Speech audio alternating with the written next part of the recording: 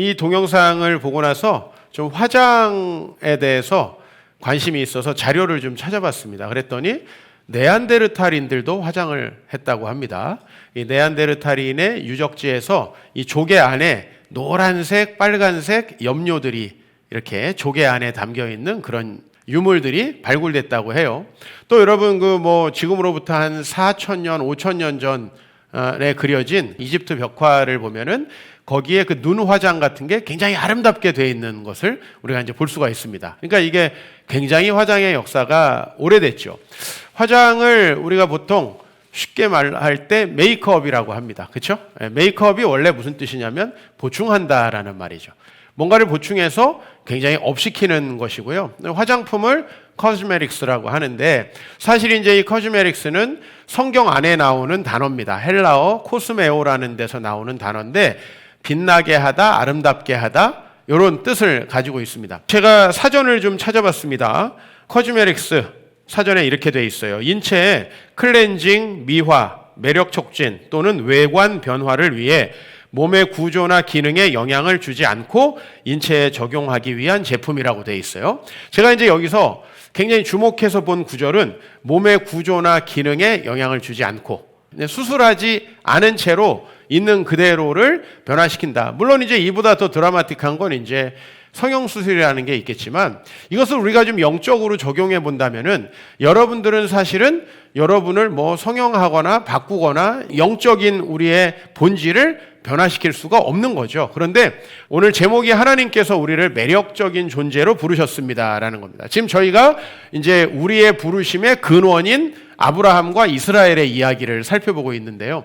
그것을 오늘 제목에 따르면은 하나님이 우리를 매력적인 존재로 부르신다. 근데 여기서 보셨듯이 이 매력적인 존재가 수술을 통하여서거나 그의 구조나 기능을 변화시켜서가 아니에요. 그죠? 예를 들면 눈을 아름답게 하기 위해서 죄송합니다. 눈가를 뽑고 그 다음에 잘 보이지는 않지만 만화처럼 생긴 눈을 이렇게 한 게 아니고 그 다음에 어머머 저건 사야 돼 하는 그런 짤에서 보이는 그 엄청나게 이렇게 큰 그 눈을 붙여서 우리 눈이 안 보이게 하는 게 아니죠. 눈의 구조나 기능 전혀 변화되지 않은 채로 사람이 이렇게 바뀔 수 있다. 뭐냐면은 하나님께서는 우리를 이렇게 드라마틱하게 비포 애프터가 바뀐 존재로 만들 수 있다. 성경은 이제 그렇게 말씀을 하고 있는 거죠. 아브라함이 처음 우리 그리스도인으로서의 부르심을 받았을 때에 아브라함은 자녀도 없고 누구를 복줄 만한 위치가 아니었다는 걸 여러분들이 다 보셨습니다. 그렇죠? 나도 자녀가 하나 없고 지금 이방인으로 이민 와가지고 나도 지금 자리를 못 잡았는데 내가 다른 사람을 도와주겠다. 이걸 누구도 아마 믿지 않았을 거고 말도 안 되는 소리라고 생각했을 텐데 하나님은 그때 아브라함에게 뭐라고 약속하셨냐면은 너를 강대한 나라가 되게 하고 너를 통해서 천하 만민을 복되게 하겠다라고 약속하셨어요. 이거는 정말 말도 안 되는 약속이에요. 말도 안 되는 그 현실에서 계산했을 때는 나도 믿기 힘든 그래서 이런 놀라운 변화를 하나님께서 아브라함을 통해서 주실 건데 우리는 그러면 교회만 나오면 되는가? 아니라는 거죠. 여러분 이스라엘 백성들이 출애굽을 했다고 해서 복된 가나안에서의 삶을 살아가느냐? 전혀 그렇지 않죠. 우리가 요즘 모세오경을 묵상하고 있는데 그들은 광야에서 훈련을 받고 가나안으로 들어가야 됨에도 불구하고 끊임없이 하나님을 불신했기 때문에 광야에서 죽고 가나안 땅에 들어가지 못하게 되었음을 여러분들이 보셨습니다. 그래서 조건을 내걸었죠. 19절. 여호와의 도를 지켜 의와 공도를 행하기. 그죠? 예. 그러니까 천하 만민의 복의 통로가 되기 위해서 하나님 우리에게 요구하신 건 의와 공도를 행하기를 우리에게 원하셨다는 거예요. 이것을 이제 민족적인 버전으로 바꾼 것이 출애굽기 19장 본문이 지난주에 본문이죠. 세계가 내게 속하였나니 너희가 내 말을 잘 듣고 내 언약을 지키면 너희가 내 소유가 되고 제사장 나라 거룩한 백성이 될 것이다. 그렇죠? 그러니까 이스라엘의 본질은 굉장히 악해요. 훈련을 받고 하나님의 출애굽을 봐도 또 딴짓을 하는 게 그들의 본질이에요. 즉 그들의 눈과 그들의 여러 영적인 상태는 변화된 게 없어요. 그럼에도 불구하고 하나님께서 그들에게 약속하신 건 뭐냐면 너희가 내게 대하여 제사장 나라가 되며 거룩한 백성이 되리라 라고 하는 거죠. 현재 상황에서는 도저히 상상할 수 없는 그 위치를 하나님께서 약속하고 계신다는데 여기도 조건이 있죠. 뭐죠? 여기는 좀 용어가 바뀌었죠. 내 말을 잘 듣고 내 언약을 지키기. 아까 전에는요, 여호와의 도를 지켜 의와 공도를 행하기. 사실은 동일한 말인데 용어가 바뀐 것뿐이죠. 그죠? 그리고 이스라엘 백성이 제사장 나라가 되고 거룩한 백성이 된다는 건 온 세상 사람들이 이스라엘을 보고 그 하나님 아버지를 믿게 된다라고 하는 거죠. 이게 복의 통로가 된다는 거죠. 왜냐하면 모든 사람이 복을 받게 되는 통로는 재산을 다 뺏어가지고 똑같이 나눠주는 게 아니고 하나님 아버지를 경외하게끔 만드는 것이라고 성경은 말하고 있다는 거예요. 그래서 오늘 본문에서는 뭐라고 말하고 있느냐? 오늘 본문은 이제 또 한 세대가 지나갔어요. 자, 처음에 우리는 아브라함 얘기를 했고 시내산에서의 이스라엘의 본문을 살펴봤어요. 근데 그 이스라엘 사람들이 하나님의 말씀을 듣고도 그 말씀에 순종하기를 거부하고 어떻게 됐습니까? 광야에서 전부 다 죽고 가나안 땅에 들어가지 못했습니다. 이것을 좀 우리식으로 말하면 교회를 열심히 다녔음에도 불구하고 전혀 하나님이 약속하신 축복의 단계에 이르지 못하고 여전히 두렵고 불평하고 원망하는 삶을 살다가 우리 인생이 종료됐다라는 거예요. 실제로 이렇게 종료된 사람의 장례 예배를 집례하게 되면 목사로서 굉장히 힘이 듭니다. 왜? 할 얘기가 없어요. 원래 이게 고인을 추모하면서 그분에게 받은 감동과, 그죠?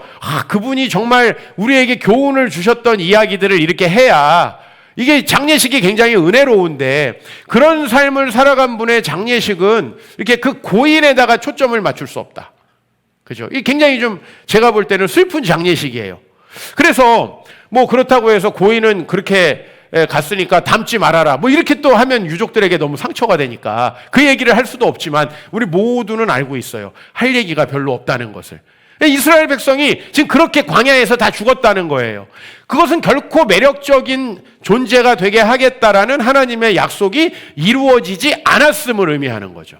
여러분에게 이루어지기를 소망하는 마음을 가지고 오늘 하나님의 약속을 이제 오늘 신명기 본문, 그러니까 광야에서 다 죽고 새롭게 가나안에 들어가게 되도록 지금 사명을 부여받은 백성들에게 하나님께서 뭐라고 말씀하셨냐면 우리 오늘 4장 6절 뒷부분을 한번 읽어보죠. 그들이 이 모든 규례를 듣고 이르기를 이 큰 나라 사람은 과연 지혜와 지식이 있는 백성이로다 하리라. 지금 광야에서 전전하고 있는 이 백성들에게 장차 세상 사람들이 뭐라고 하게 될 거냐면 야, 이 사람들의 지혜와 지식은 정말 탁월하고 뛰어나구나. 여러분 그 약속이 이루어졌어요? 안 이루어졌어요? 지금도 우리는 유대인 하면은요, 세계에서 가장 똑똑하고 1900년 동안 나라를 잃어버렸는데도 다시 되찾은, 그죠? 그리고 그 나라가 중동과 전쟁할 때 뉴욕 존 F 케네디 공항이 눈물바다였다는 거 아닙니까?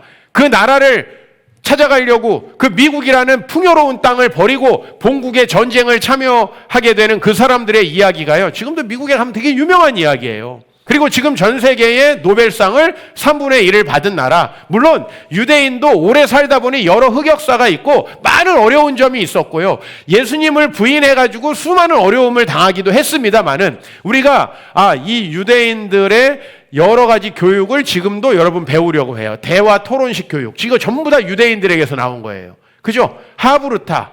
무슨 부모님이 아이들하고 질문을 통해서 배우기. 소크라테스에서 나온 게 아니고요. 이 이스라엘에서 나온 거예요. 그 유대인들의 교육법에 관련된 책만 해도 서점에 가면 어마어마하게 많습니다. 우리 한국 사람들도 유대인식으로 교육시켜주겠다 그러면 덮어놓고 돈을 냅니다. 그런 지혜와 지식이 뛰어난 나라라는 칭호를 얻게 된 건 사실이에요. 근데 사실 이 칭호를 언제 받았냐면 기원전 10세기에 받았죠. 다윗과 솔로몬 시대에 이미 이런 칭호를 받아가지고 그 당시에 주변에 강대국들이 많았는데요, 그 강대국 사람들이 전부 다 왕에게 바칠 예물을 들고 와서 당신은 도대체 어떻게 그렇게 뛰어나고 위대한 사람이 되었습니까? 라고 솔로몬을 찾아왔다라고 역사는 기록하고 있고요. 그렇게 찾아온 사람들 중에 그 당시에 가장 유명한 나라가 어디냐면 스바라는 나라였는데, 스바라는 나라는 지금의 에티오피아입니다. 우리가 지금 볼 때는 에티오피아 너무나 가난한 나라지만 사실은 역사적으로 항상 우리나라보다는 발전된 나라였어요. 20세기 후반에 와서 이게 역전이 처음으로 된 거지만요. 그 에티오피아의 시조가 바로 이 스바의 여왕과 솔로몬 사이에서 낳은 아들. 그래서 에티오피아에는 많은 유대인들이 있고 여러분 이스라엘에 가면 흑인 유대인들이 있어요. 그게 바로 에티오피아 사람들이에요. 흑인 유대인들. 바로 솔로몬의 시대에 실제적으로 역사가 고증하는 건 얼마나 그 주변에 있는 나라들이 솔로몬 왕국의 그 지혜와 지식을 흠모했는지 역사가 보여주고 있다라는 것이죠. 여러분, 이렇게 매력적인 존재가 되게 하셨어요. 저 가나안 땅에서 유리하던 그 소수민족, 애굽에서 노예로 종살이하던 그 소수민족이 정말 온 세상에 지혜와 지식이 뛰어난 백성이구나라는 칭호를 얻게 되었다는 게 구약성경의 증거뿐만 아니라 세계 역사의 증거라는 거예요. 그러면 하나님은 어떤 방식으로 이스라엘을 이렇게 매력적으로 하시느냐? 먼저 우리 4장 8절을 같이 읽어보죠. 시작. 오늘 내가 너희에게 선포하는 이 율법과 같이 그 규례와 법도가 공의로운 큰 나라가 어디 있느냐. 그러니까 하나님의 말씀, 그분의 말씀을 따라서 사는 게 찐 인생이구나. 사람들이 이렇게 본다는 거예요. 목사님, 그거 지금 너무 다른데요? 지금 내가 교회에서 이렇게 가르친다고 하면은 이상한 사람이라고 하고 교회에서 이렇게 주장한다고 하면은 아이고 세상을 잘 모르는 정말 꼰대 중에 꼰대라고 얘기하고 난 목사들이 제일 싫어. 이 세상에 가장 꼰대니까. 이렇게 얘기하는 사람이 이 사회에 대단히 많습니다. 그런데 이 동일한 처지에 있었던 사람들이 누군지 아세요? 로마 시대의 그리스도인들이었어요. 로마 시대 그리스도인. 로마라는 어마어마한 제국 안에 작은 식민지 안에 어떤 청년의 죽음을 흠모하고 사모하는 예수님의 제자들이 퍼뜨린 복음이 그리스도의 복음이죠. 그 복음을 따르는 사람들은요, 로마 안에서 아유 저런 현실에 뒤떨어진 놈들, 그죠? 당시에 온갖 종류의 쾌락과 정말 온갖 종류의 성적인 쾌락이 난무했던 곳이 로마죠. 그죠? 로마는 지금 우리 현대인들이 느낄 만큼의 엄청난 쾌락을 누렸던 나라들이죠. 벤허라는 작품, 영화를 보시면은 벤허에서 사람들이 뭐를 관전하죠? 전차 경주를 관전하죠. 전차 경주를. 요새 우리가 뭐 복싱, UFC 이런 거 보는데 사자하고 검투사가 싸우는 거. 그리고 심판이 없어. 둘 중에 하나가 죽는 거야. 이런 것들을 즐겼던 사람들이 로마 사람들이에요. 그 문화적인 수준이 얼마나 어마어마했느냐. 스파르타쿠스라는 영화에 나오잖아요. 그런데 그 로마 안에서 아내는 한 사람만 만나야 돼. 그 아내가 이렇게 비포 애프터가 확실한 사람이라도 그 사람만을 사랑해야 돼. 이렇게 얘기하는 게 기독교인이었어요. 이 아이들, 여자들 정말 천대받았는데 그들을 우리가 존중하고 사랑해야 돼. 왜? 예수님이 아이들을 사랑하셨어. 그렇게 가르치는 게 로마의 교회였고요. 그리고 특별히 로마 안에서 기독교가 어떻게 승리했고 로마가 심지어는 410년에 서로마가 멸망했는데도 불구하고 왜 유럽은 그 기독교 신앙을 이방인들까지, 즉 로마 사람들이 바바리안이라고 하던 저 북유럽 사람들까지 다 기독교 신앙을 받아들이게 되었는가? 거기에서는 로마 안에서 역병이 일어났을 때 사람들이 어떤 태도를 취했느냐? 역병이 일어나면요, 병 걸린 사람들을 버리고 다 도망가는 게 로마 귀족이었어요. 근데 끝까지 도망가지 않고 그들을 피딩하고 그들을 돌보고 그들을 회복할 때까지 죽음을 무릅쓰고 기다렸던 사람들이 내 이웃을 내 몸과 같이 사랑하라는 말씀에 순종한 기독교인이었어요. 그래서 이 기독교가 말도 안 되죠. 여러분, 우리나라에 만약에 수많은 지금 우리나라에 이제 소수민족이 있죠. 다수를 차지하는 중국 교포들 뿐만 아니라 이제 요즘에 안산에 가면 고려인들, 그죠? 한국말 잘 못하시는 고려인들부터 그 다음에 이제 점점 다문화를 통해서 한국에 들어온 이 동남아, 아시아 분들이 굉장히 많이 있죠. 그런데 여러분, 그분들이 어떤 우리가 듣지도 못한 어떤 종교를 믿으면서 어떤 신을 믿고 있다고 생각해 봐요.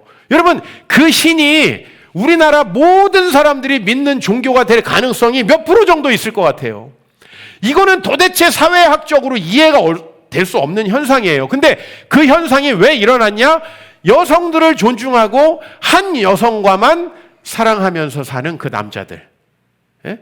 아이들을 너무나 높이는 그 남자들, 그 엄마들, 그리고요 병든 사람을 결코 버리지 않고 생명을 놓놓고 돌보던 그 익명의 그리스도인들 때문에 로마라는 데가 변했다. 이렇게 이야기를 하는 거예요. 여러분, 그랬을 때 로마 사람들은요 아무리 많은 걸 소유해도 부족했어요. 그래서 주변 나라들을 계속해서 식민지화하고 수탈하고, 나중에는 자기들이 전쟁에 나가기 싫으니까 용병이라는 걸 뽑았잖아요. 그렇죠? 그래서 이 주변 사람들을 다 전쟁 내보내고 로마가 왜 망했어요? 여러분, 자기네 나라 사람이 전쟁 안 하는데 누가 용병으로 이렇게 수고한 사람들이 나라를 위해서 목숨을 바치겠어요? 목숨을 바쳐야 될 정도가 되면 어떻게 되죠? 돈 준 사람들 배신하겠죠. 안 그렇습니까?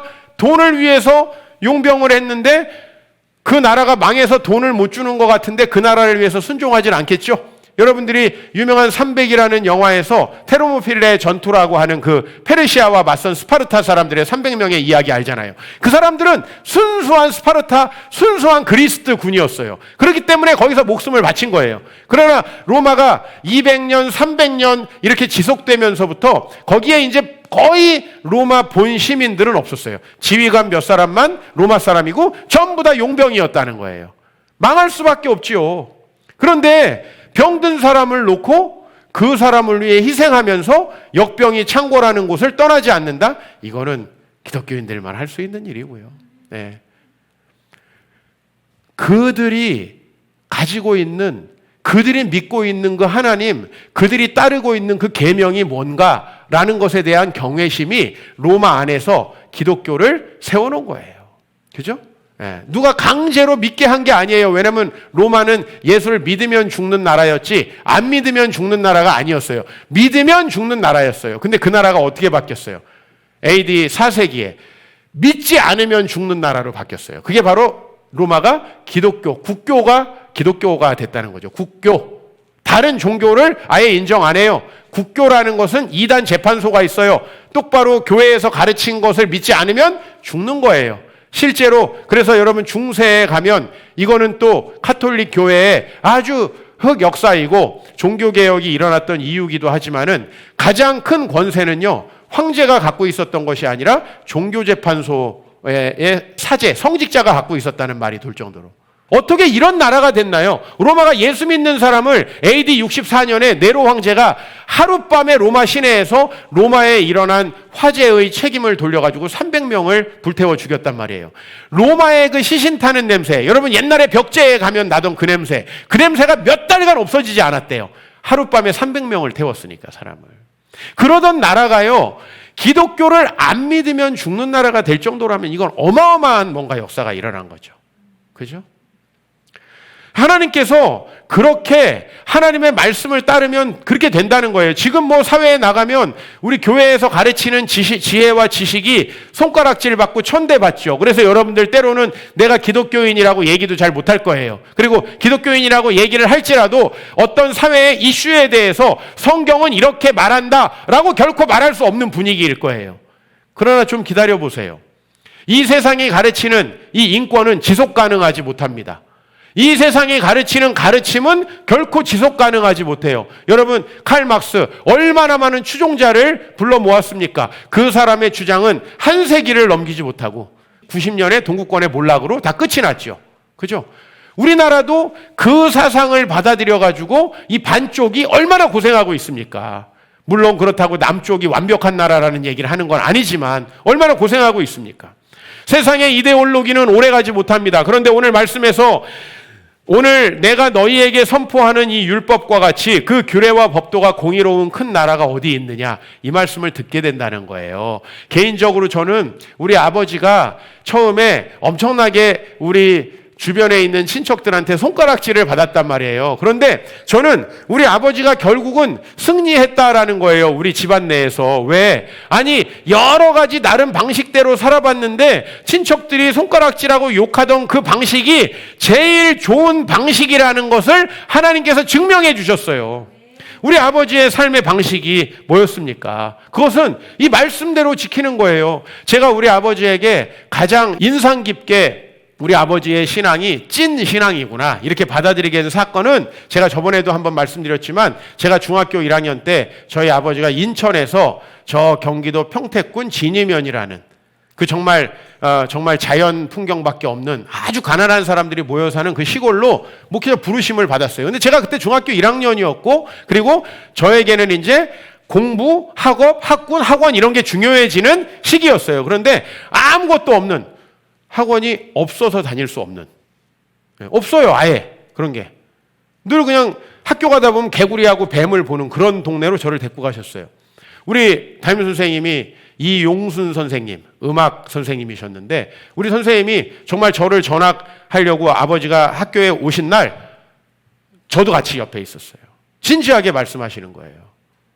아버님, 제가 종필이 키워줄 테니까 전학시키지 마세요. 저희 집에 방도 남고요. 제가 여기서 키우다가 한 달에 한 번씩 집에 보내드릴게요. 이렇게 얘기하셨어요. 근데 뭐 저도 너무너무 그 전학 가기가 싫었고 그날 정말 우리 전학을 하기로 결정이 돼가지고 이제 친구들하고 떡볶이를 먹는데 눈물이 앞을 가려가지고 떡볶이 하나도 못 먹었어요. 내 인생의 가장 슬픈 날이었는데 그날이 저는 우리 아버지의 신앙을 가장 확신한 날이에요. 왜? 자기의 부르심도 버리고 애들 교육, 맹모 삼천주교 하는 게 우리나라 부모예요. 근데 우리나라 부모들과 정반대의 길을 가시는 거예요. 그 인천의 크고 학업의 어떤 수준이 갖춰져 있는 학교가 아니라 완전히 정말 그냥 잘 돌봄받지 못하는 사람들이 모여있는 그 시골로 우리 아버지가 부르심을 받아서 갔을 때 저는 한번 우리 아버지의 지키는 규례와 법도가 대단하구나 생각을 했고요. 두 번째는요. 4장 7절 같이 읽어봐요. 우리 하나님 여호와께서 우리가 그에게 기도할 때마다 우리의 가까이 하심과 같이 그 신을 가까이 함을 얻은 큰 나라가 어디 있느냐. 왜 어떻게 이스라엘이 매력적인 존재가 되냐면 첫 번째로는 그 말씀 자체가 매력적인 존재가 된다. 여러분들 얼마 못 갑니다. 성경이 맞고 당신이 맞구나라고 세상 사람들이 얘기할 날이 곧 다시 옵니다. 로마는 지금보다 더 타락했던 나라예요. 그러나 그 나라가 기독교를 받아들이는 데는 크게 시간이 많이 걸리지 않았습니다. 왜요? 로마 사람들의 그런 삶의 방식은 로마 사람들에게 지속 가능하지 않았기 때문에. 로마 사람들을 너무 불행하게 만들었기 때문에. 그런데 오늘 여기에 또 말씀하시는 게 뭐냐면 우리가 옳은 주장을 한다 그래서 세상 사람들이 우리를 매력적으로 여기는 건 아니죠. 그 옳은 주장을 따라 살았는데 우리의 하나님이 우리의 기도를 들으시고 축복하실 때 다시 한번 말씀드릴게요. 우리 아버지가 그렇게 부르심에 순종하면서 살았습니다. 할아버지 유산도 하나도 안 받고 가난한 비록 삶을 살았지만 하나님께서 주신 말씀대로 지키려고 노력하셨습니다. 저는 옆에서 그것을 지켜보고 그때 우리 아버지가 하나님의 말씀을 지키는구나 느꼈어요. 저는 설교를 많이 기억하지 못하지만 우리 아버지의 그 행위를 기억합니다. 그리고 그 행위의 결과로 저는 굉장히 시골 학교에 공부에 거의 관심이 없는 학생들과 다니게 되었습니다. 그런데 저는 아주 확신해요. 제가 인천에 계속 있었을 때보다 제가 거기로 갔을 때 더 하나님이 저에게 지혜를 주셨다고 확신해요. 그리고 우리 친척들이 그걸 알게 됐습니다. 우리 친척들은 정말 세상적으로 돈으로 자녀들을 키웠습니다. 그런데 그보다 훨씬 탁월하게 저를 만들어주시는 거예요. 그것을 주위의 친척들이 보는데 그게 뭐예요? 바로 기도할 때마다 우리에게 가까이 하심. 하나님의 기적을 베푸는 거예요. 그것을 봐야 믿는 거죠. 어떤 사람의 주장이 옳다고 믿는 게 어디 있어요? 그 사람의 주장이 옳아서 그 사람이 그걸 통해서 유익을 얻고 행복해져야 우리는 그것의 매력을 느끼잖아요. 그죠? 하나님은 우리에게 옳은 말씀을 주십니다. 그러나 그 말씀을 지키면서 지질이 궁상맞고 고생스러운 삶을 살게 하시는 게 아니라 정말 그 말씀을 신뢰하고 따르는 사람이 하나님의 기도하실 때마다 가까이 하심을 얻게 된다. 이게 바로 기독교의 매력이라는 거예요. 이게 기독교의 매력. 하나님께서 그렇게 바꾸어 주신다는 겁니다. 그래서 이 하나님의 말씀은 아까 우리 한 여성이 자기를 열심히 화장하고 자기를 아름답게 바꾸었는데 우리의 내면과 우리의 인생을 정말 드라마틱하게 비포 애프터를 바꿔주시는 그것이 바로 하나님의 말씀이고 여기서 중요한 건 뭐냐면 그 하나님을 여러분이 신뢰할 수 있느냐는 거예요. 왜? 우리가 그렇게 아름다운 매력적인 존재가 될 거라는 건 이렇게 화장법으로 쉽게 설명되지 않아요.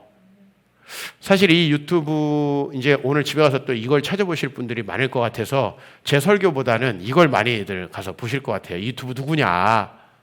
근데 사실 이 유튜브의 원본을 보면요, 계속 화장품을 선전하고 있어요. 예를 들면 이제 눈에 이거 바를 때 바르기 전에 그 제품이 정확히 카메라에 딱 찍혀서 한 3초 정도 나옵니다. 이 제품을 바르는 거야 하고 딱 찍어서 바르고, 또 찝는데 찝는 게 뭔지 정확히 다 나옵니다. 사실 그래서 엄청나게 많은 돈을 이분이 벌고 있대요. 왜? 이렇게 될 정도면 나도 되겠다 그 생각이 딱 들잖아요. 그죠? 근데 여러분, 우리가 이렇게 외적으로 아름다워지는 것도 중요하고 이제 비주얼 세대가 되니까 이런 식의 관심이 폭발적으로 많죠. 그러나 여러분의 인생을 정말 끝까지 아름답고 매력적으로, 여러분이 늙고 이제 화장이 아무 소용이 없어짐에도 불구하고 여러분을 더욱 매력적으로 빛나게 만드는 건 하나님의 말씀이라고 얘기하고 있습니다. 근데 그 말씀을 우리가 지키려면 신뢰가 있어야 된다는 거죠. 내가 저 화장품을 사면 저렇게 바뀐다는 신뢰가 있어야 되듯이, 하나님의 말씀을 지키면 저렇게 된다는 신뢰가 있어야 되는데, 바로 그것을 신명기 4장 5절에서 6절에 이렇게 말하고 있어요. 내가 나의 하나님 여호와께서 명령하신 대로 규례와 법도를 너희에게 가르쳐서 이는 너희가 가나안 땅에 들어가서 기업으로 차지할 그 땅에서 그대로 지켜 행하게 할 것인즉, 즉 이제 우리가 천하만민의 복의 통로가 되려면 여호와의 도를 지켜 의와 공도를 행하라. 제사장 백성 거룩한 나라가 되게 해줄 테니까 내 말을 잘 듣고 내 언약을 지켜라. 이건 신뢰죠.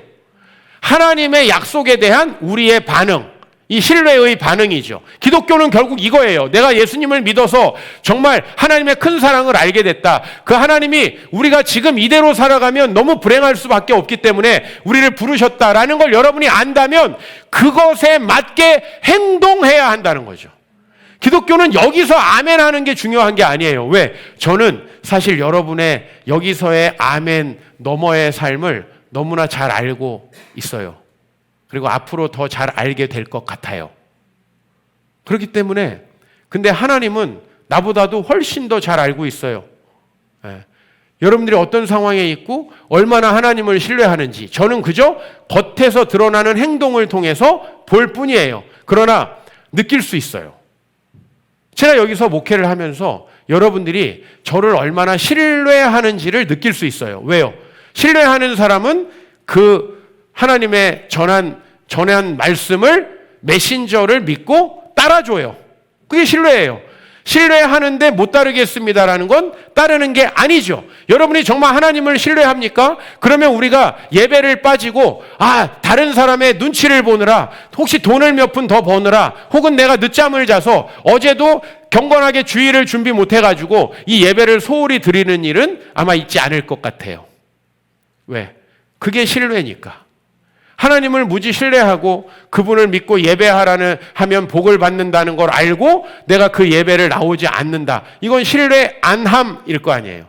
그러니까 오늘 여기 규례와 법도를 가르쳤는데 너희가 그것을 지켜 행하려면은 어떻게 해야 되느냐? 4장 9절이에요. 오직 너는 스스로 삼가며 내 마음을 힘써 지켜라 이거예요. 이걸 지키기가 되게 어렵다는 거예요. 하나님의 말씀대로 살고 싶지만 직장에 딱 가면 생각이 바뀌고, 하나님의 말씀대로 살고 싶지만 이거 부동산 돌아가는 거 보면 생각이 전혀 달라지는 게 우리라는 거예요. 마음을 지키기가 어렵다는 거예요.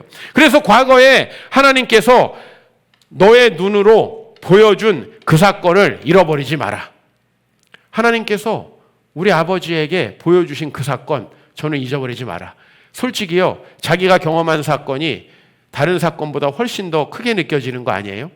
여러분 자녀들에게는 여기 성경에 나오는 무슨 다윗이 골리앗을 이긴 사건보다 여러분들이 믿음으로 선한 싸움을 해서 승리하는 것, 여러분들이 부부싸움을 해서라도 하나님의 말씀에 맞추어서 이 가정을 변화시키려고 했던 것, 그것을 훨씬 더 위대한 싸움으로 기억한다는 거죠.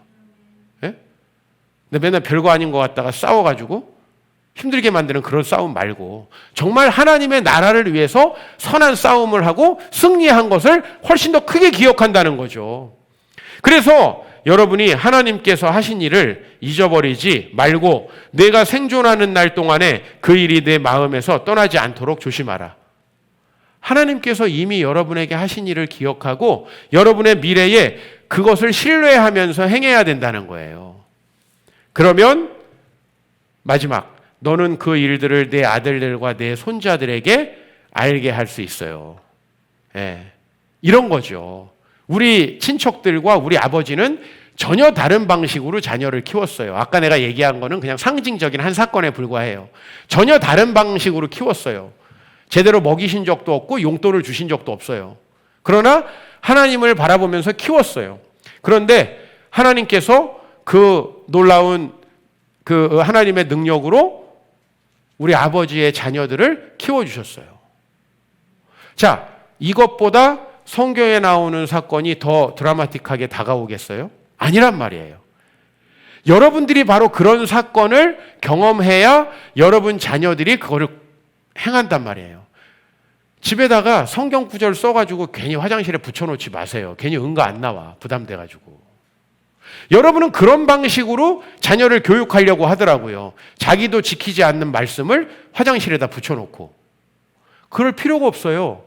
여러분들이 그냥 지키시면 돼요. 그러면 그건 아이들에게 놀랍게 각인된다는 거예요. 제가 우리 아버지에게 설교를 얼마나 많이 들었겠어요. 27살 때까지 우리 아버지 교회를 다녔으니까. 여러분들처럼 일주일에 한 번 오는 게 아니라 전 교회에서 살았으니까. 근데 사실요, 설교 말씀 별로 기억 안 나요. 근데 뭐가 기억나냐면 아버지가 설교 시간에 했던 말씀과 매칭돼서 했던 어떤 행동들, 그리고 그 결과들이 기억나요. 그게 믿음을 전수하는 거예요. 하나님만 믿어라. 자기는 돈 믿는 것 같은데 그런 느낌을 주면은 오히려 여러분들이 위선자로 느껴지니까 오늘 집에 가가지고 떼시라고. 그거 이렇게 붙여놓은 거 막 애들한테 막 부모를 공경하라 이런 거 막 유리한 거 붙여놓잖아. 우리 남편은 막 아내한테 내 남편에게 복종하라 이런 거 막 붙여놓잖아. 막 이거 에베소서에 나오는 말씀이라는데 딴 건 하나도 모르고 그런 것만 알고 붙여놓잖아요. 이렇게 자기 유리하게 해석된 이런 말씀들 붙여놓지 말라는 거예요. 말 곱게 하려고 잠언에서 말 곱게 하라는 얘기 붙여놓지 말라는 거예요.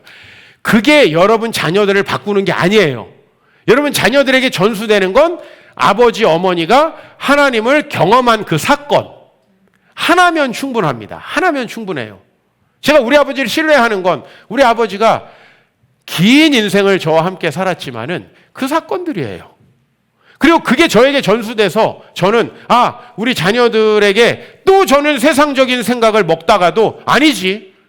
우리 자녀들을 하나님의 말씀 안에서 제가 순종하고 키우면 우리 자녀들은 자기의 길들을 찾아가고 세상 어느 누구보다 잘 될 수밖에 없지라고 또 결심하게 되는 거예요. 왜? 성경에 나와서가 아니라 저도 경험한 거기 때문에. 매력적이지 않습니까? 매력적이지 않습니까? 우리 본질은 악합니다. 제가 아까 화장에 대한 여러분 그 정의를 설명드렸죠. 몸의 구조나 기능에 영향을 주지 않고. 저는 이게 굉장히 은혜가 됐어요. 몸의 구조나 영향에 그 몸의 기능과 구조에 영향을 주는 수술은 저는 못할 것 같아요. 근데 오늘 여기 보면 전혀 그것에 영향을 주지 않고도 그죠? 화장품을 통해서 아름다워질 수 있어요. 하나님은 뭐라고 얘기하냐면 너희들의 그 악한 본성 변화시킬 수 없다. 그러나 나에게 와서 나를 경험하라. 그러면 아주 매력적인 존재가 될 것이라는 거죠. 그리고 언젠가 여러분은 놀라게 될 거예요. 내가 이렇게 하나님을 신뢰하고 이렇게 모험을 하게 되다니. 이렇게 하나님을 신뢰하고 그 하나님의 말씀을 지키게 되다니. 나도 신기한 거죠. 내가 도저히 할 수 없는 행동들을 내가 하고 있는 내 자신을 보는 거고요. 그리고 그렇게 해서 인생이 더 행복하고 아름다워질 때에 그것은 다른 사람에게 증거가 되는 거죠. 너무 아름다운 증거가 되는 거죠. 고린도후서 5장 17절에 그런즉 누구든지 그리스도 안에 있으면 새로운 피조물이라 이전 것은 지나갔으니 보라 새 것이 되었도다. 어느 정도로 이 하나님을 믿고 정말 새롭게 된 사람들을 묘사하냐면 여기서 새로운 피조물이라는 건 뭐냐면 우리가 보통 그렇잖아요. 당신 누구처럼 아름다워졌으면 좋겠어. 그러면 우리는 새로 태어나야 된다. 보통 이런 얘기 많이 하잖아요. 새로 태어나야 된다. 새로운 피조물이 뭐냐면 하나님이 새로 만든 존재인 것 같다라는 거죠.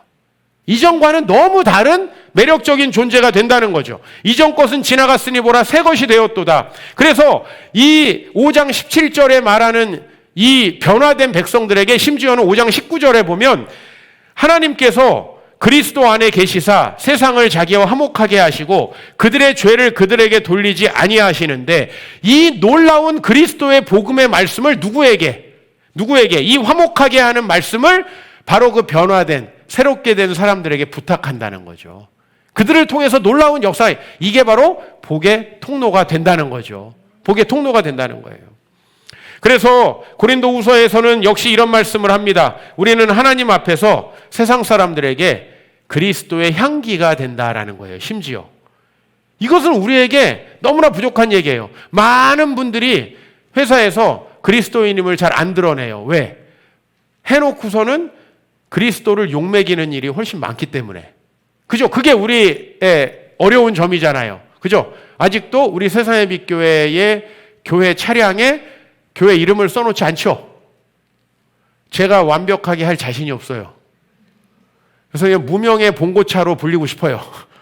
누군가가 창문을 내려서 당신 교회 간판 달고 왜 이래? 라고 말할까봐 저는 그냥 아저씨 왜 그래요? 이렇게 말하는 거를 더 듣고 싶은가 봐요. 아직도 자신이 없어요. 그게 우리 아닌가요?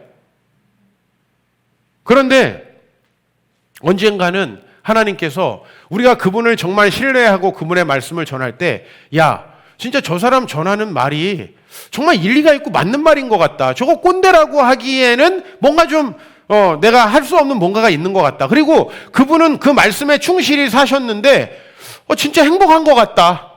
매력적이다. 저런 삶도 한번 내가 내 미래를 한번 설계하는데 물망에다가 넣을 만한 말씀인 것 같다라는 생각이 든다라는 거죠. 매력적인 존재가 되기 위해서 우리는 이제 뭐에 집중해야 될까요? 화장은 물론 아닐 것이고 뭐에 집중해야 될까요? 사람들은 바로 여러분이 하나님께 어떻게 하느냐를 보지 못한다는 거예요. 그죠? 여러분이 하나님께 어떻게 하는가의 결과물. 이게 뭐죠? 따라합시다. 하나님을 사랑하고 이웃을 사랑하라. 이게 어떻게 보면 기독교의 핵심 가치고 하나님의 규례와 법도의 핵심 가치죠. 하나님을 사랑하면 결과적으로 어떻게 되는 거예요? 이웃을 사랑하게 되는 거예요. 네. 세상 사람들은 하나님이 없이 자꾸 윤리적으로 이웃을 사랑하라고 해요. 그죠?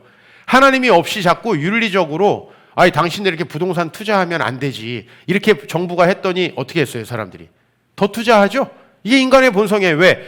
자꾸 부동산 벌집을 건드리니까 오르는 것 같으니까 더 영끌을 해서 투자하잖아요. 이게 우리 대한민국 사람 본질을 보여주는 거예요. 그래서 정부는 너무나 한국 사람들을 이해하지 못했다. 차라리 아무 얘기 안 하고 내비뒀으면 부동산 절대 이렇게 오르지 않았을 거예요. 그게 인간이에요. 인간은 어떻게 해서든지 자기의 이익이 되는 쪽으로 움직이려고 해요. 그런데 여러분, 하나님께서 그분을 사랑하게 하시잖아요. 그분을 신뢰하고 믿게 하시잖아요. 그러면 우리는 그 세상 사람들과 다른 방향으로 움직일 수 있다는 거예요. 지금 세상 사람들이 얼마나 이기적이 되어가고 있어요. 왜 그렇죠? 이제 몇십억이 있어도 집 한 채가 없을 것 같아요. 근데 어떻게 선교원금을 합니까? 몇십억이 있어도 집 한 채도 없을 것 같은데 어떻게 다른 나라를 도와줍니까? 몇십억이 있어도 안 될 것 같은데 어떻게 내 주변 사람들에게 선행을 베풉니까? 내가 내 스펙을 가지고 아무리 공부해도 취업을 할 수가 없을 것 같은데 어떻게 내 시간을 쪼개서 청년들이 봉사하느냐는 거예요. 너무나 이기적으로 가고 있고, 이렇게 이기적으로 교육받은 애들은 분명히 아주 심각한 위기를 겪을 텐데, 그 이기심으로 배우자를 만났을 때 그곳은 반드시 지옥이 될 것이고, 그 이기심으로 이 세상을 살아가다 보면 노년의 모든 친구들이 그를 떠나갈 것이고, 그는 아주 불행하게 죽을 거예요. 돈의 노예가 돼서. 이거는 너무 확실한 거예요. 그런데 우리가 하나님을 사랑해요. 사랑한다는 건 뭐예요? 신뢰한다는 거예요. 신뢰. 그래서 그분을 믿고, 여러분, 사랑하는데 그분을 신뢰하지 않는 건 집착이죠. 데이트 폭력이 왜 일어나요? 신뢰하지 않는 감정을 사랑이라고 착각하는 거예요. 난 너가 좋아. 난 너랑 함께 하고 싶어. 여러분, 이건 그 사람에 대한 신뢰가 필요해요. 저 사람이 아니면 기다려줄 줄도 알아야 되고, 저 사람이 아니면 그 관계를 자기가 정리할 줄도 알아야 돼요. 그게 진짜 사랑하는 거예요. 그런데 이 사랑이 뭐예요? 결국은 자기 욕망을 실현시키는 것이에요. 그리고 정작 여성이 사랑한다고 함께 있으면 어떡하죠? 딴 여자 만나요. 그게 남자예요. 이건 개, 돼지랑 다를 바가 하나도 없는 거예요. 그런데 정말 하나님을 사랑하잖아요. 때로는 내가 그 여성과 갈등이 있고 사랑할 수 없을 것 같은 느낌이 들 때에도 그 이웃을 사랑하고 그 사람과 끝까지 관계를 유지하는 거예요. 바로 이것이 그리스도를 사랑하는 거예요. 그래서 하나님을 사랑하면 이웃을 사랑할 수 있는 거예요. 세상 사람들은 그래서 여러분이 얼마나 행복한지를 봐요. 여러분들은 바로 그 이기심에서 벗어나야 가정이 행복해질 수 있어요. 여러분을 보고 사람들이 결혼해도 괜찮을 것 같네 라는 느낌을 받는다면 여러분은 반드시 천국에 가실 거예요. 그건 대단히 어려운 일이에요. 여러분들이 상사에게 기독교 신앙을 철저히 지키면서도 그분에게 매력적인 존재로 보이려면요. 저도 한때 누군가의 비서였어요. 어울리지 않지만 제가 몇 시간 기도하는지 그런 거에는 관심 없으세요. 내가 그분을 얼마나 배려하는지, 그분의 특성과 성격을 알아서 그분을 얼마나 맞춰주는지. 저는요, 그분이 언제, 어느 시간에, 어느 기분에 내 보고서를 받아야지 가장 좋을지에 대해서도 항상 생각했어요. 그래서 그 리더분께서 저를 퍽 좋아하셨어요. 그래서 저는 많은 인정을 받고 편안하게 신앙생활 했어요. 여러분이 상사라면 종은 여러분 뭘 보겠어요? 본인도 잘하지 못하면서 이래라 저래라 강요하는 상사, 최악이잖아요. 그죠? 어떤 상사가 최고로 좋은가요? 말은 별로 안 하면서 모범이 되는 거죠. 그렇죠? 그런 상사가 되어줄 수 있는 거예요. 왜? 그것이 그들이 보는 거기 때문에. 그들이 보는 거기 때문에. 여러분의 친척들이 뭘 봐요? 아이고 저기 우리 아버지가 제자 화자 쓰시는데 아이고 제와 맨날 새벽 기도하고 열심히 하네. 이걸 봐요 우리 친척들이? 아니에요. 우리 친척들은 그가 무엇을 지키면서 그 삶의 결과가 어떻게 되는지를 보는 거예요. 자식이 어떻게 되는지를 보고 그 사람이 정말 그 충실하게 살았을 때 어떤 삶의 결과를 맞이하는지를 보는 거예요. 그게 바로 우리의 매력을 만드는 거예요. 배우자, 여러분의 믿지 않는 배우자, 때로는 여러분과 좀 믿음의 결이 다른 배우자는 여러분에게 뭘 보겠어요? 배우자로서의 내 행동을 보지 여러분들이 여기 와서 뭘 하는지는 관심이 없다는 거죠.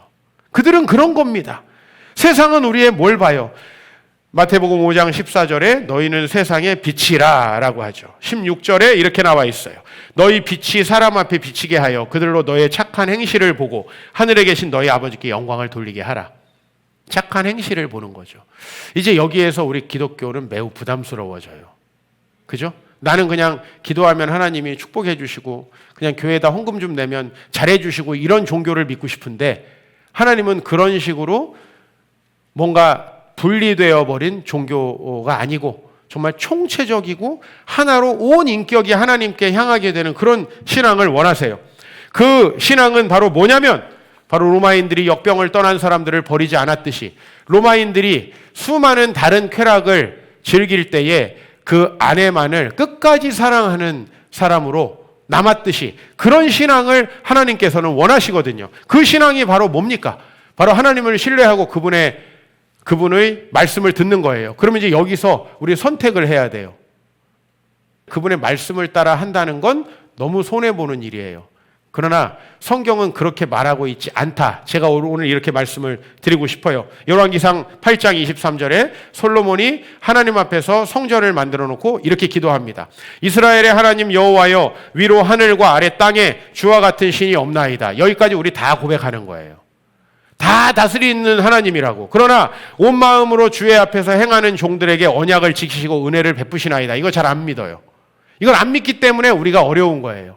여러분이 오늘 하나님의 말씀을 들었는데 그 말씀을 실천하면 오는 결과물들이 연상이 되실 거예요. 그 결과물들은 뭐냐면 대단히 부담스럽고 힘들고 손해보는 거예요. 여러분들이 때때로는 이 예배를 드리느라 아르바이트를 안 했을 때 나에게 올 물질적인 손실, 내가 다른 사람을 돕고 희생했을 때 내가 얼마나 지금도 쉬지 못해서 힘든데 얼마나 내 인생이 고달파지고 내가 더 시간이 없고 힘들어질까? 이것이 연상이 된다면 여러분은 절대 하나님 말씀 지킬 수 없어요. 왜? 우리는 옳다고 지키는 게 아니에요. 그게 우리에게 유익하다고 여겨져야 그걸 지킬 수가 있어요. 근데 하나님이 그걸 약속하고 있거든요. 내가 반드시 하나님의 말씀을 지키는 자들에게 언약을 지키고 은혜를 베푼다 라고 하는 거죠. 우리 아버지가 시골에 데려가면 우리 아들은 망하겠지만 나는 그냥 사명을 감당해야지 이렇게 가셨을까요? 지금 돌아가셔가지고 물어볼 수가 없어요. 근데 우리 아버지 그렇게 생각하지 않으셨을 것 같아요. 그죠? 왜? 항상 저에 대한 기대는 엄청나셨어요. 말은 안 해도 난 느낄 수 있었어요. 그래서 저에게 취업하라 이렇게 얘기한 적이 없어요. 취업하라고 얘기하는 건 뭐냐면 너 취업도 하기가 어렵다 이런 얘기잖아요. 그런 얘기잖아요. 저한테 취업하라고 한 적이 없어요. 야, 종필아, 돈 안 벌어도 가치 있는 일을 하면 돈은 다 생겨. 우리 아버님 이렇게 교육하셨어요. 이게 얼마나 큰 기대예요. 그죠? 너는 엄청나게 가치 있는 일을 할 수 있어. 그리고 그렇게 가치 있는 일을 하다 보면 네가 돈을 벌지 않아도 너가 필요한 모든 것들을 다른 사람이 주게 될 거야. 저는 제 인생에서 그걸 계속 경험하고 있어요. 우리 아버지는 결코 나를 그 시골 학교에 보내면서 나에 대한 기대를 거둔 게 아니었어요. 하나님의 은총이 있을 거라는 것을 믿으셨다는 걸 저는 확실히 느낄 수가 있었어요. 비록 저는 새 책을 살 돈이 없어가지고 헌책방을 갔다 와서 학기 초마다 지우개 2-3개씩을 들여가지고 책을 지워가지고 봤지만, 그래서 공부를 안 한 애들이 그냥 책을 샀다가 집합만 하다가 판 책을 항상 좋아했어요. 항상 집합에만 낙서가 되어 있는 그런 책을 고르는 거예요. 그죠? 투부정사에만 낙서되어 있는 영어책. 이런 거 얼마나 좋아요. 뒤에는 깨끗한 거. 그런 분들이 많이 계세요. 이 중고시장을 활성화시키는 분들. 수많은 문제집을 사가지고 거의 새 책처럼 가끔은 이름도 안 쓰고, 얼마나 애착이 없으면 이름도 안 쓰겠어요. 이런 분들. 근데 그런 분들의 그 유통의 시스템 속에서 저는 완전 정복 1,000원씩 3권 사가지고 공부한 거예요.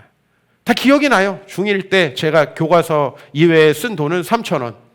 다 기억나요. 또 세 과목 다 살 돈은 없었어요. 세 과목. 그래도 하나님께서 저를 세워주실 거라는 것을 우리 아버지는 믿으셨던 것 같아요. 아유, 우리 애 교육은 포기했다. 나 그런 느낌을 한 번도 아버지에게 받아본 적이 없어요. 이거 웬 믿음인가요? 그래서 나는 오히려 그 믿음 속에서 우리 아버지는 찐이다 라는 것을 믿을 수 있었고, 그래서 우리 아버지가 그렇게 했더니 친척들은 다 잘 됐는데 우리가 망했다 그러면 난 교회 안 다녔을 거예요. 난 교회 안 다녀요. 아니, 그런 신앙을 뭐하러 믿어요? 그러나 오늘 말씀을 얘기하는 게 뭐예요? 여호와께서 가까이 하심을 이렇게 경험하는 나라가 어디 있냐는 거죠. 그래서 우리 집안에서 적어도 종교 전쟁에서는 승리했어요. 우리가 압도적으로 욕먹고 화력도 없었는데 우리 집 종교 전쟁에서 승리했어요. 다 예수를 믿고 있어요. 자기들이 아무리 결과물들을 보니까 돈 투자한 것보다 믿음에 투자한 게 낫다라는 결론을 내리는 거예요. 모든 종류의 기도 제목이 이제 저에게 오고 있어요. 우리 작은어머니 이렇게 그 암이 의심된다 그래서 폐에 사진을 찍었는데 이번 주에 이상 없다는 소견이 왔다고, 또 내 사촌 동생이 기도해 줘서 감사하다고 이렇게 와요. 우리 집안의 중심이 나예요. 천동설. 나라고 나는. 우리 집안의 중심은 나예요. 우리 아버지는 정말 저 명왕성 같은 취급을 받았는데 그 믿음이 승리하면서 제가 태양과 같은 위치에 중심에 서 있어요. 사랑하는 성도 여러분, 여러분들이 열심히 해서 이게 되는 게 아니에요. 신뢰하고 가면 그것을 신뢰하고 따라온 반드시 성과를 주세요. 여러분들 하나님께 예배에 목숨 걸고 그분이 우리에게 주신 말씀을 실천하는데 목숨을 걸어보세요. 그것을 실천하고 경험하지 않는 한은 여러분의 모든 기독교는 결국은 내 생각 안에 갖춘 우상숭배에 불과해요. 내 생각 안에 가치는, 왜? 나는 한 번도 그 하나님이 나에게 역사하신 적이 없는데 솔직히 출애굽 얘기한다고 막 가슴이 벌렁벌렁 합니까? 가슴이 벌렁벌렁 해요? 그럼 뭐랑 똑같냐면 파리의 연인 열심히 봤는데 나에게는 파리 한 마리도 붙지 않는 거예요. 여러분 왜 이런 식의 신앙생활을 합니까? 아무 의미 없는. 예. 그러나 여러분이 하나님의 기적을 경험하잖아요. 정말 출애굽 홍해가 갈라지고 반석에서 물이 나오는 것들이 믿어집니다. 믿어집니다. 이건 우리가 가서 실증할 수 없는 일입니다. 그러나 믿어집니다. 그런 놀라운 복음의 역사들을 체험하는 매력적인 존재가 되시길 주의 이름으로 축원합니다.